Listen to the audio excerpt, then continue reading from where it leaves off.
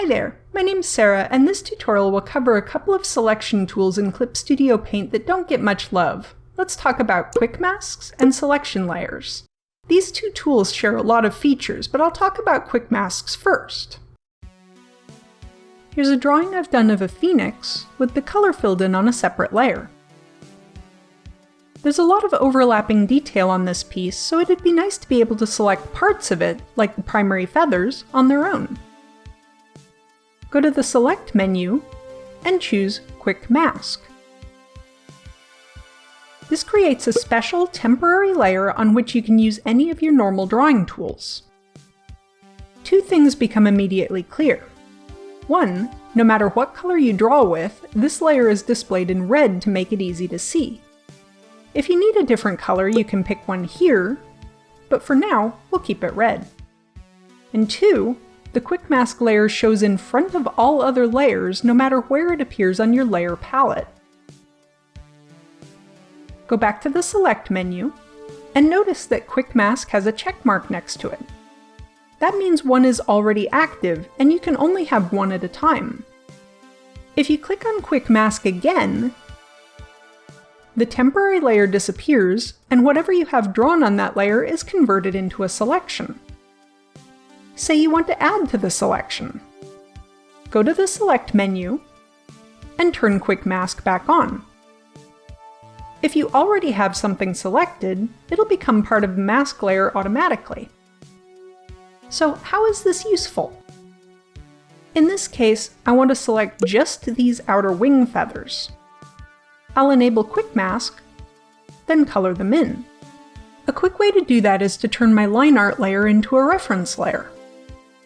Select the layer, then click the lighthouse icon. Next, I'll select the Fill tool and the Refer Other Layers subtool. Make sure it's set to use the reference layer by clicking here. Make sure to return to the Quick Mask layer. Now, when I use the Fill tool on the Quick Mask, it paints in each enclosed space from my line art layer, in this case, each individual feather. I'll zoom in and use the Pen tool to correct any areas that didn't get filled.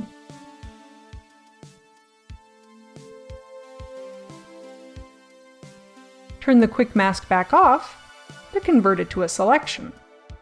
Now I can apply color, shading, or any other effects to this section of feathers alone. The Quick Mask feature is great if you just need to temporarily select something one time, but if you need to select it over and over again, we'll turn to selection layers instead. I've still got these feathers selected, but I want to save this selection for future use.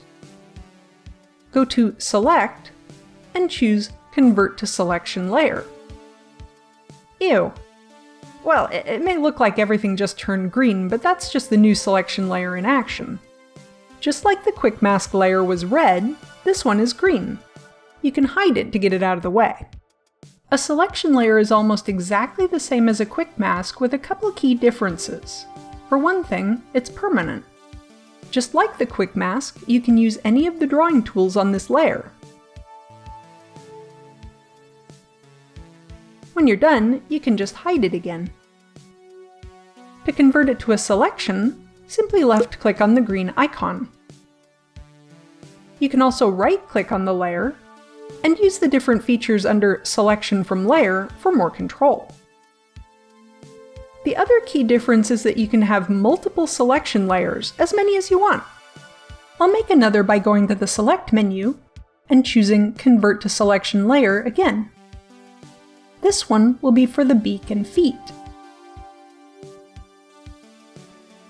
To stay organized, you can make a separate folder just for your selection layers, so you can minimize it when you don't need it. You can rename selection layers just like any other layer too. Using the Quick Mask and Selection Layer features are a great way to keep parts of your art organized and streamline the process of coloring.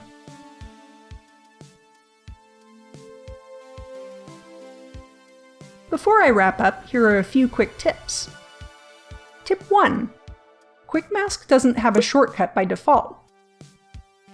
To set one up, go to the File menu and choose Shortcut Settings. Make sure Category is set to Menu Commands, scroll to the Select menu, and select Quick Mask. Click Edit Shortcut, then use your keyboard to input a shortcut of your choice. I use Ctrl-M. To do that, hold the Control key, then click the M key. Hit the Enter key when you're done.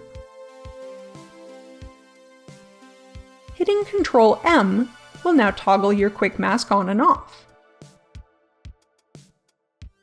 Tip 2.